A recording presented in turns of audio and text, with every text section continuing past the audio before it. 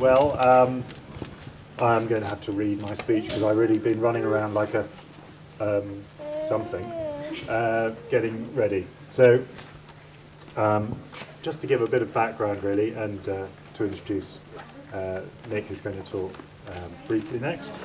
I'll just talk a bit about Lawson Park. I first came across this building 10 years ago when I first visited Grizedale, amazingly enough. And it was just a derelict ruin. Was vaguely in use by a college, and I thought immediately this can make something really special. This can be the centre that really is in the forest and really can engage with the place and the forest itself. And after numerous consultancies, discussion, etc., everyone else agreed with me.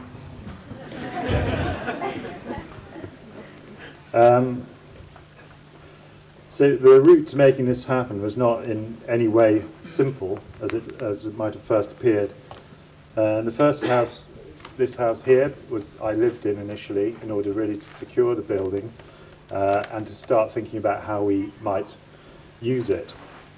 So I think many of the artists here actually did projects up here at some point or other, and we found out a lot of the problems of the building, like how do you get people here in any numbers. And I hope we've solved that one today. Did we solve that today? Yeah, it's all done.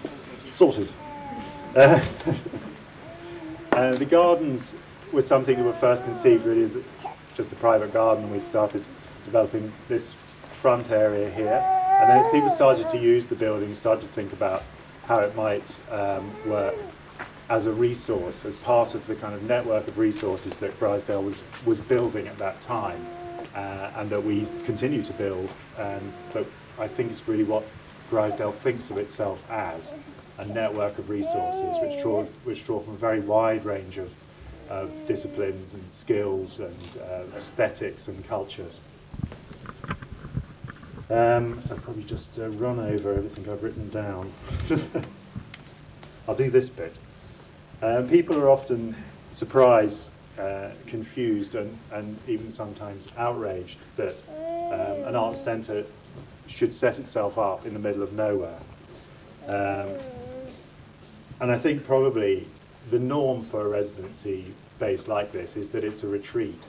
But we don't think of Grizedale in any way, or Lawson Park, as a retreat. We think of it very much as a point of engagement for people. And if you want a retreat, it's not the place to come. Ask the interns. And I think this kind of underlies a kind of idea about the rural and what the rural's for and how it works. And that obviously the Lake District is a particularly extreme example of the theme park and a space that is considered really as a playground. And that's something that these are the kind of the issues amongst the issues that the programme tries to deal with and think about, and talk about how rich rural culture is and what an extraordinary context it is to work in.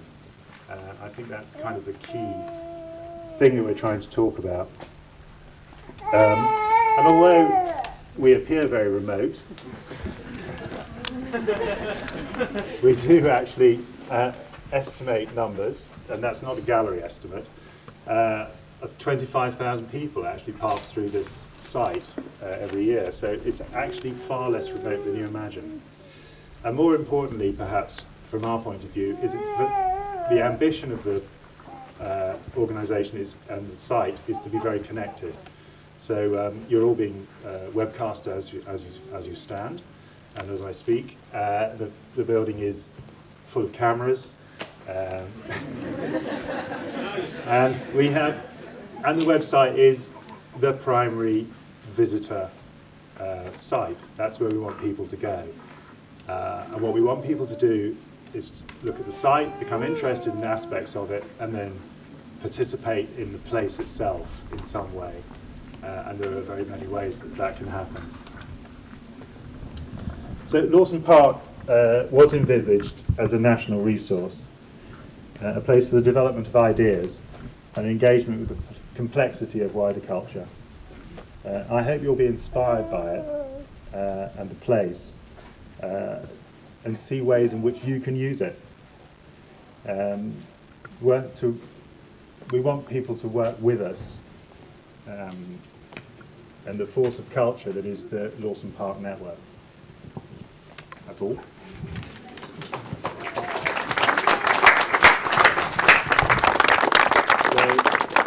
I'm now going to hand over to Nick Durrell.